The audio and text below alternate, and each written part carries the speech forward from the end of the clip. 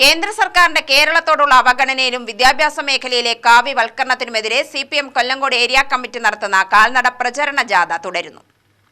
Area secretary K Preman ക്യാപ്റ്റനും K Ramadharan vice ക്യാപ്റ്റനും K Kannanunni മാനേജറുമായ കാൽനട പ്രചരണ ജാഥയ്ക്ക് വ്യാഴാഴ്ച വിവിധയിടങ്ങളിൽ സ്വീകരണം നൽകി.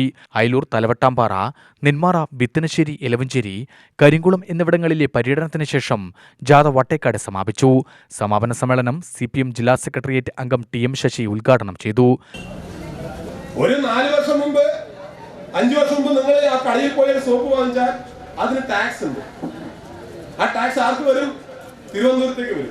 നിങ്ങൾ അപ്പുറത്തെ കടയിൽ പോയി 1 കിലോ അരി വാങ്ങിച്ചാലോ അതിന് ടാക്സ് ആർക്ക് വരും? തിരുവനന്തപുരത്തേക്ക് വരും. സംസ്ഥാനത്ത് എന്തൊരു സാധനം വാങ്ങിച്ചാലും ആ വാങ്ങിച്ചതിന്റെ മുഴുവൻ ടാക്സ് നികുതി എന്നത് നമ്മുടെ സംസ്ഥാനത്തിന് വരുമായിരുന്നു.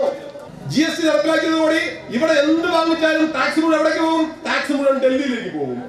നമ്മൾ കടയിൽ നിന്നും വാങ്ങുന്ന മുഴുവൻ ഉൽപ്പന്നങ്ങളും വാങ്ങിച്ചതിന്റെ നികുതി പോകുന്നത് ഡൽഹിയിലേക്കാണ്.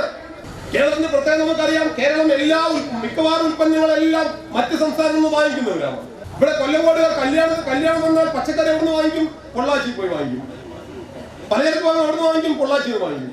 വീട് പണിയുമ്പോൾ ടൈല് അല്ലെങ്കിൽ ഗ്രാനൈറ്റ് എവിടെ നിന്ന് വാങ്ങിക്കും? രാജസ്ഥാനിൽ പോയി വാങ്ങിക്കും. അങ്ങനെ വാങ്ങിക്കുക. അങ്ങനെ ഈ കേരളത്തിൽ നിന്നും കേരളത്തിന് പുറത്തുനിന്നും വാങ്ങിക്കുന്ന എല്ലാ ഉൽപ്പന്നങ്ങളുടെയും ടാക്സ് കഴിഞ്ഞ 5 വർഷം മുമ്പ് വരെ തിരുവനന്തപുരത്തേക്ക് വരുമായിരുന്നു. GST എന്ന സംവിധാനം വരുമ്പോ ഏത് സംസ്ഥാനത്തു നിന്നാണോ ടാക്സ്, ഏത് സംസ്ഥാനത്തു നിന്നോ സാധനം വാങ്ങുന്നത്, ആ വാങ്ങുന്ന സംസ്ഥാനത്തിനാണ് ആ GST കിട്ടുക.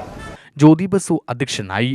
സ്വീകരണ കേന്ദ്രങ്ങളിൽ K Preman, K Babu MLA, K Kannanunni, K Ramadharan, TG Ajith Kumar, VG Sajith Kumar എന്നിവർ സംസാരിച്ചു.